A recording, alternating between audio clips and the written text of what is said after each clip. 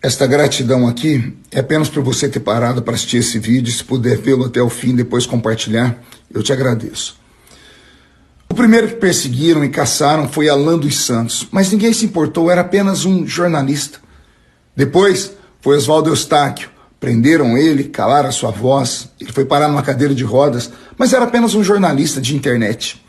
Depois prenderam Daniel Silveira, calaram a sua voz e anularam o seu indulto, mas ninguém falou nada, era apenas um deputado federal meio extremista. Em seguida, tentaram prender Roberto Jefferson, que, indignado, erroneamente, atacou a polícia. Ninguém se importou, era apenas um líder de partido.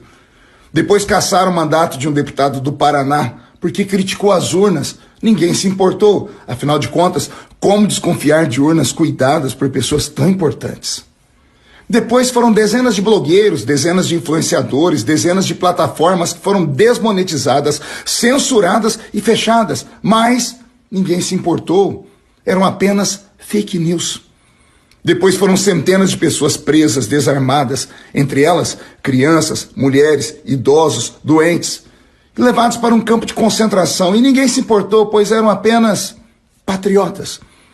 Depois foi afastado o governador de Brasília, e então o comandante da Polícia Militar e o secretário de Segurança foram presos, mas ninguém se importou, porque a esquerda estava lutando pela democracia.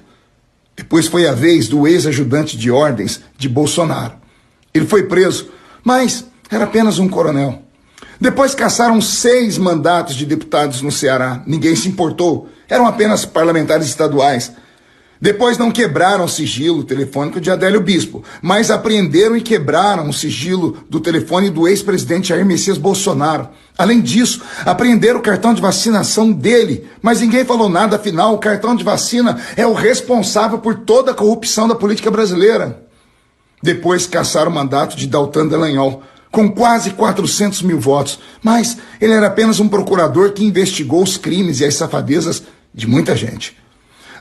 Teve um órgão de imprensa muito respeitado, a Revista Oeste, que foi censurada por trazer uma matéria que expunham pessoas importantes. A extrema imprensa se calou, afinal de contas, era só um veículo de informação digital. O que revolta é o Congresso não se mover. Aliás, os que podem fazer algo no Congresso são apenas os presidentes das 2 casas, da Câmara e do Senado. Ao lado deles, os que podem fazer alguma coisa são os líderes de partidos. Deputados como eu, podemos apenas denunciar. E sabe Deus o que esta denúncia vai me custar. A OAB está calada, os bispos das igrejas católicas estão calados, a Associação de todas as igrejas evangélicas estão caladas, as Forças Armadas parecem amordaçadas, parecem submissas e sem nenhuma reação. A Federação das Indústrias Brasileiras também estão sem ação.